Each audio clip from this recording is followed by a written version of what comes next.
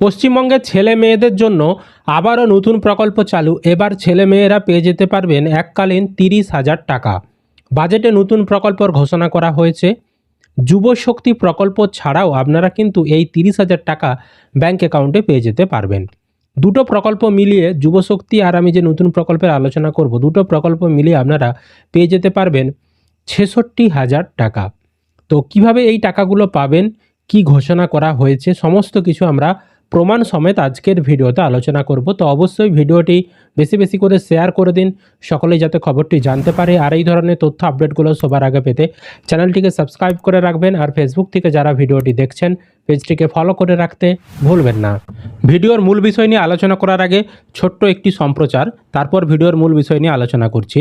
তো আপনারা যারা যারা চাকরির পরীক্ষার প্রিপারেশন নিচ্ছেন বা নেবেন বলে ভাবছেন, পঞ্চায়েত বলতে পারেন, ডব্লিউবিপি বা ডব্লিউবিসিএস, যে কোনো পরীক্ষা, রেল থেকে শুরু করে, তো আপনাদের জন্য খুশির খবর, টেক্সট বুক নিয়ে চলে এসেছে। ইয়ারলি পাস মাত্র 351 টাকায় পেয়ে যেতে পারবেন। স্পেশাল অফার, আমাদের চ্যানেলের কুপন কোড JH10 ব্যবহার করে। টেক্সট বুক কিন্তু খুবই পপুলার একটা প্ল্যাটফর্ম, আপনারা অনেকেই জানেন।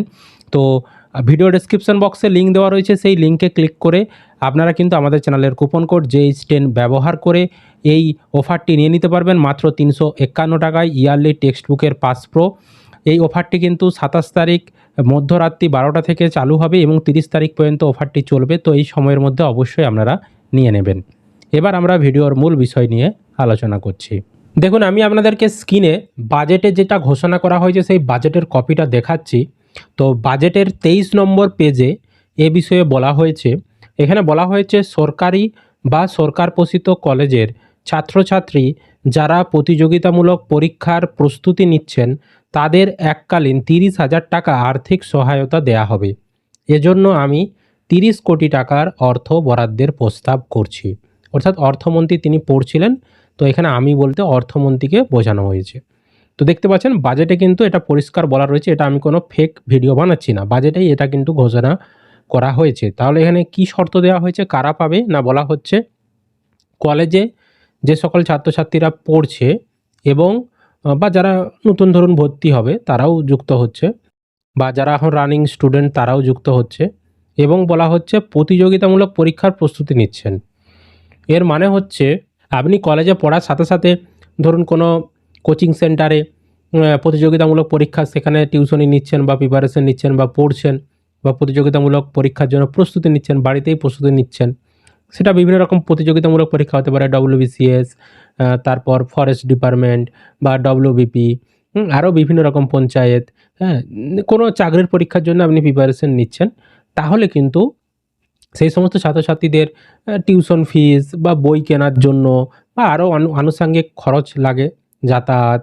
তো সেই কারণে কিন্তু সরকার সিদ্ধান্ত নিয়েছে যারা এই প্রতিযোগিতামূলক পরীক্ষার জন্য প্রস্তুতি নিচ্ছে তাদেরকে কিন্তু দেওয়া হবে এককালীন 30,000 টাকা। এককালীন দেওয়া হবে, মাসে মাসে বা বছরের নয়, একবারই দেওয়া হবে, 30,000 টাকা দেওয়া হবে। এর জন্য 30 কোটি টাকা অর্থ বরাদ্দ করা হয়েছে এই অর্থবর্ষে। এবার এই প্রকল্পের আবেদন কিভাবে করবেন, দেখুন এই প্রকল্পের বিস্তারিত গাইডলাইন এখনও প্রকাশ করেনি, এটা জাস্ট বাজেটে ঘোষণা হয়েছে। কিছুদিনের মধ্যেই এর বিস্তারিত গাইডলাইন প্রকাশ হবে।